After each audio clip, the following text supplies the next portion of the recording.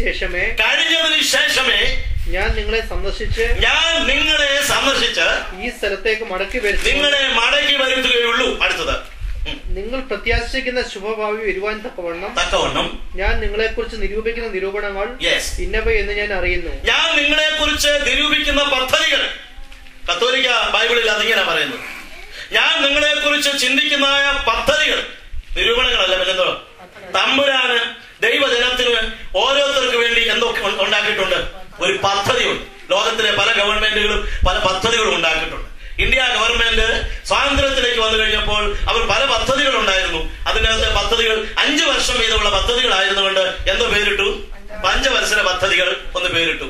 ഓരോ 5 വർഷം കഴിയുമ്പോൾ ഓരോന്നിനെ കൂടുതൽ തൂക്കം കൊടുത്തുകൊണ്ട് പദ്ധതികൾ ഉണ്ടാക്കി. എന്ന് പറയുന്ന പോലെ ഒരു ഗവൺമെന്റിന് രാജ്യത്തെ പ്രജകളുടെ ക്ഷേമത്തിന് വേണ്ടി പദ്ധതികൾ ഉണ്ടെങ്കിൽ സ്വർഗത്തിലെ ദൈവത്തിന് ഒരു ദൈവ പൈതലിനെ കുറിച്ച് എന്തുണ്ട്? ചില പദ്ധതികൾ ഉണ്ടാക്കി വെച്ചിട്ടുണ്ട്. ആ പദ്ധതികളിൽ കൂടി അവർ എന്ത് ചെയ്യും? ദൈവം നടത്തുകയും ആ പദ്ധതികളുടെ പൂർത്തീകരണം വരെ അവരുടെ ജീവിതത്തിൽ കഷ്ടതകളോ പ്രയാസങ്ങളോ ഉണ്ടാകുകയും ചെയ്യും. അടുത്ത വാക്യം വായിച്ചാട്ട്. പദ്ധതികൾ അവ എന്തിനല്ല? ചില പദ്ധതികളിൽ കൂടെ നമ്മൾ കടന്നു പോകുമ്പോൾ അതിനകത്ത് ചില കഷ്ടതകളും പ്രയാസങ്ങളും ഉണ്ട്. അത് ആ പദ്ധതിക്കകത്ത് ദൈവം വെച്ചിരിക്കുന്നതായ ചില നിയമങ്ങളാണ്. അതൊന്നിനല്ല. ദൈവം തന്റെ ജനത്തെ കുറിച്ച് പദ്ധതികൾ ഉണ്ടാക്കുമ്പോൾ അവിടെ ഉണ്ടാക്കുന്ന പദ്ധതികൾ ഒന്നും എന്തിനല്ല? തിന്മയ്ക്കായിട്ട് നിങ്ങൾക്ക് തോന്നിയാലും, ആമേൻ, കഷ്ടതയിൽ കൂടെയും പ്രയാസത്തിൽ കൂടെ പോയെന്ന് തോന്നിയാലും അതിന്റെ അവസാനം എന്തായിരിക്കും? മാറയിൽ കൂടെ പോയാലും, ആമേൻ, അതിന്റെ അവസാനം എന്തായിരിക്കും? മധുരമായിരിക്കും. അതിന്റെ അവസാനം ഒരു അനുഗ്രഹമുണ്ട്. ആമേൻ. അടുത്ത വാക്യം. നിങ്ങൾ എന്നോട് അപേക്ഷിച്ച് എന്റെ സന്നിധിയിൽ നിന്ന് പ്രാർത്ഥിക്കുകയും ഞാൻ നിങ്ങൾ പ്രാർത്ഥന കേൾക്കുകയും ചെയ്യും. മതി. ഇനിയും അതിന്റെ 25-ാം അധ്യായം കൂടെ എടുക്കൂ. യിരെമ്യാ പ്രവാചകം 25-ാം അധ്യായത്തിന്റെ 11-12 വാക്യങ്ങളിലും ഇവിടെ ആ കാര്യത്തെ കുറിച്ച് യിരെമ്യാ പറയുന്നുണ്ട്. അതായത് ദൈവജനത്തിന്റെ 70 വർഷം എന്ന് പറയുന്ന ഒരു കാലസംഖ്യ ദൈവം ഇസ്രായേലിന് വേണ്ടി ശുദ്ധീകരണത്തിനും ഒരുക്കത്തിനും വേണ്ടി വെച്ചിരുന്നതായ പ്രത്യേകമായ ഒരു പദ്ധതിയുടെ വർഷമായിരുന്നു. ഒരു പ്രത്യേക പീരീഡ് ആയിരുന്നു, കാലസംഖ്യയായിരുന്നു. വായിക്കാം.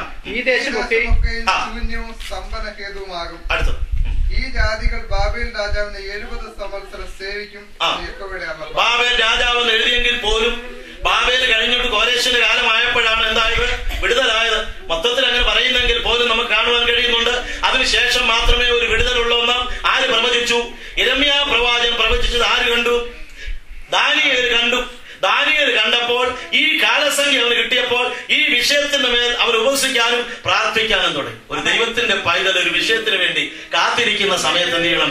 ആ വിഷയം വന്നോളും. അത് ദൈവം തമ്പുരാൻ ചെയ്യേണ്ടതൊക്കെ ചെയ്തോളും. അത് നമുക്ക് എന്നാ വിചാരിച്ച് പോകുവാനല്ല. നിന്റെ വിഷയത്തിന്റെ പുറത്ത് കോഴി അടയിരിക്കുന്നത് പോലെ ദൈവം നിനക്കെന്ന വാഗ്ദത്തത്തിന്റെ പുറത്ത് അടയിരുന്ന് പ്രാർത്ഥിച്ച് അത് അവകാശപ്പെടുത്തിയില്ലെങ്കിൽ ഒരു നന്മയും നമുക്ക് പ്രാപിക്കാനായിട്ട് കഴിയത്തില്ല. നമ്മളത് ആക്ടിവേറ്റ് ചെയ്യണം. വാഗ്ദത്തങ്ങൾ ദൈവം അത് പ്രാപിക്കുവാൻ വേണ്ടി ഒരുക്കത്തോടുകൂടെ പ്രാർത്ഥിച്ച് ഒരുങ്ങി നമ്മത്തിന് ഒരുങ്ങിയിരുന്നില്ലെങ്കിൽ അതൊന്നും നമുക്ക് അനുഗ്രഹമായി തീരുകയില്ല. ദൈവം വിശ്വസ്തനാണ്. പക്ഷെ നമ്മുടെ ഒരു പാർട്ടൂടെ അതിൻ്റെ അകത്തുണ്ട്. വിശ്വാസത്തെ ആക്ടിവേറ്റ് ചെയ്ത് ദൈവകൃപയോടുകൂടെ പ്രതീക്ഷയോടുകൂടെ ദർശനത്തിന്റെ അവധിക്ക് വേണ്ടി കണ്ണിലെണ്ണ വിളിച്ച് ഒരു ഭക്തൻ കാത്തുകാത്തിരുന്നാൽ അത് വരും. അതൊരിക്കലും എന്തില്ല, സംഭവം നടക്കുക തന്നെ ചെയ്യും. Praise the Lord.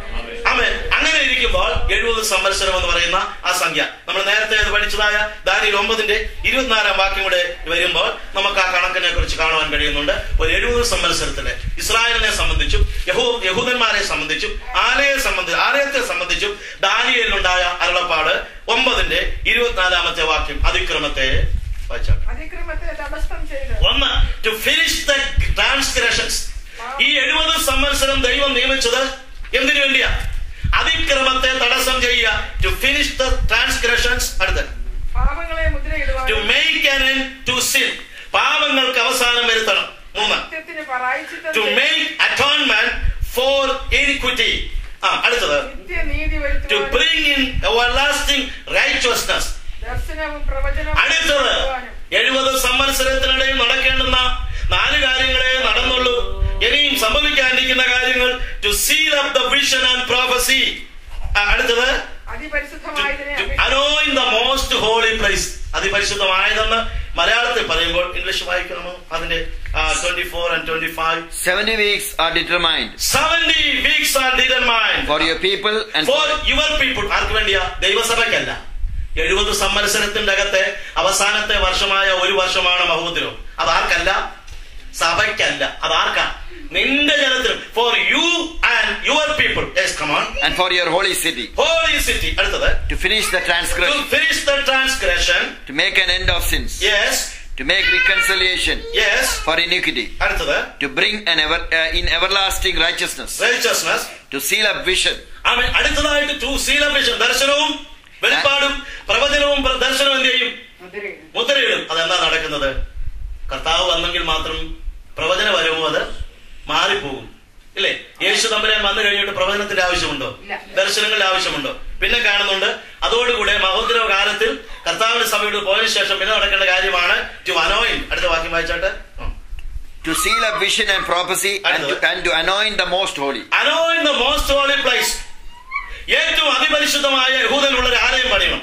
ഇതിനു വേണ്ടിയാണ് എന്ത് ചെയ്തത്? 70 സംവത്സരം ഉണ്ടാക്കിയത്, ദൈവം ഉണ്ടാക്കിയത്. ആ 70 സംവത്സരത്തിൽ അടുത്ത വാക്യത്തിൽ നമ്മൾ കാണുവാനായിട്ട് കഴിയുന്ന ഒരു കാര്യമുണ്ട്. അതായത് ആദ്യത്തെ ഒരു 7 വർഷം, ആ 70 സംവത്സരത്തിൽ 7 years അതിന്റെ ഓരോ അടിസ്ഥാനങ്ങൾ ഇടുന്നതിനും issuing of the decree of. അതിന്റെ അടുത്ത വാക്യം വായിക്കാമോ? Know therefore and understand that from the going forth to the command to restore and build Jerusalem, until Messiah the Prince, there shall be 7 weeks and 62 weeks. 7 years and 62 years. 7 weeks and 62 weeks. അപ്പം total എത്രയായി? 69 weeks അതിന്റെ അകത്ത് എന്ത് ചെയ്തു? അടുത്ത വാക്യം വായിച്ച്. The street shall be built again and the wall, even in the troubled times. Yes. And after the 62 weeks, Messiah shall be cut off.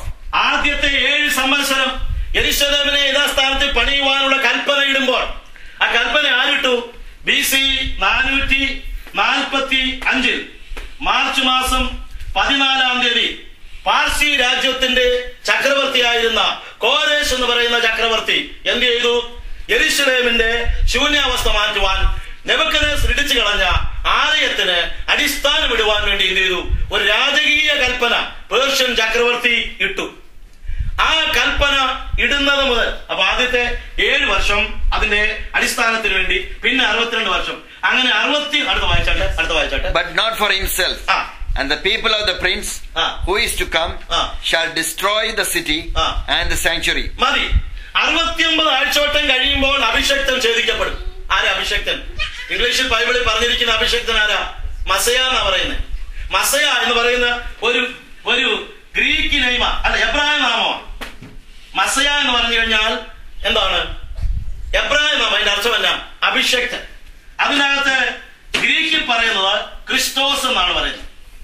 Greek നെയ്മിൽ മസയ എന്ന് എബ്രായ ഭാഷയിൽ പറഞ്ഞാലും ഗ്രീക്ക് ഭാഷയിൽ ക്രിസ്റ്റോസ് എന്ന് പറഞ്ഞാലും അതിനർത്ഥം എന്നാ? അഭിഷക്തൻ. ക്രിസ്തം എന്ന് പറഞ്ഞാൽ എണ്ണ എന്നർത്ഥം. ക്രിസ്തം ഗ്രീക്കിൽ ക്രിസ്തം എന്ന് പറഞ്ഞ എണ്ണ. ക്രിസ്റ്റോസ് എന്ന് പറഞ്ഞാൽ വൺ ഹൂ ഈസ് അനോയിന്റഡ്, എണ്ണയ്ക്കകത്ത് മുക്കിയെടുത്തവൻ എന്ന് പറഞ്ഞാൽ അഭിഷക്തനായവൻ. അതാരാണ്? നമ്മുടെ വാഴ്ത്തപ്പെട്ട കർത്താവ് യേശു ക്രിസ്തുവാണ് അഭിഷക്തനായവൻ. നിന്റെ കൂട്ടുകാരിൽ പരമായി നിന്നെ എന്ത് ചെയ്തു? ആനന്ദ തൈലം കൊണ്ട് അഭിഷേകം ചെയ്തിരിക്കുന്നു. യേശു യോർദാനിൽ പിതാവായ ദൈവം അവനോട് പറഞ്ഞു, ഇവൻ എന്റെ പ്രിയപുത്രൻ, ഇവനെ ഞാൻ പ്രസാദിച്ചിരിക്കുന്നു. പരിശുദ്ധാത്മാവിനാൽ ജനിച്ച ക്രിസ്തുവിനെ യോർദാൻ നദി വെച്ച് സ്വർഗം വാഴ്ത്തി. ദൈവസ്ഥൻ പറയുന്നു, അവൻ അപ്പം എടുത്തു, വാഴ്ത്തി, നുറുക്കി. മറിയാമിന്റെ ഉദരത്തിൽ യേശുവാകുന്ന അപ്പം ജഡമെടുത്തു. യോർദാന്റെ നദിയിൽ ആ എടുക്കപ്പെട്ടതായിരിക്കുന്ന അപ്പം എന്ത് ചെയ്തു? വാഴ്ത്തപ്പെട്ടു. കാൽവരി കുലമരത്തിൽ മനുഷ്യവർഗത്തിന് വേണ്ടി അപ്പം എന്ത് ചെയ്തു? നുറുക്കപ്പെട്ടു. അപ്പം എടുത്തു, അപ്പം വാഴ്ത്തി, അപ്പം നുറുക്കി. ദൈവത്തെ സ്തുതിച്ചാട്ട്. അതാണ് വാഴ്ത്തപ്പെട്ട ക്രിസ്തു. ദൈവത്തിന് സ്തോത്രം. അപ്പോൾ അവിടെ വരുന്നതായിരിക്കുന്ന ഈ അഭിഷേകം ഛേദിക്കപ്പെടുന്നവർ എത്ര വർഷം കഴിഞ്ഞു? 69 ആഴ്ചവട്ടം കഴിഞ്ഞു എന്ന് പറഞ്ഞാൽ കർത്താവ് യേശു ക്രിസ്തു ഈ ലോകത്തിൽ വന്ന് മരിച്ച സമയം കഴിഞ്ഞപ്പോൾ 70 ആഴ്ചവട്ടത്തിൽ എത്ര തീർന്നു? 69 ആഴ്ചവട്ടം തീർന്നിരിക്കുക. 70-ാം ആഴ്ചവട്ടം തുടങ്ങിയില്ല. കാരണം 69-നും 70-നും ഇടയ്ക്കുള്ള ഒരു ബ്രാക്കറ്റ് പീരീഡ് എന്ന് പറയുന്നതാണ് നമ്മൾ താമസിക്കുന്ന സഭാകാലം. ഈ കാര്യം ദാനിയേലിനോ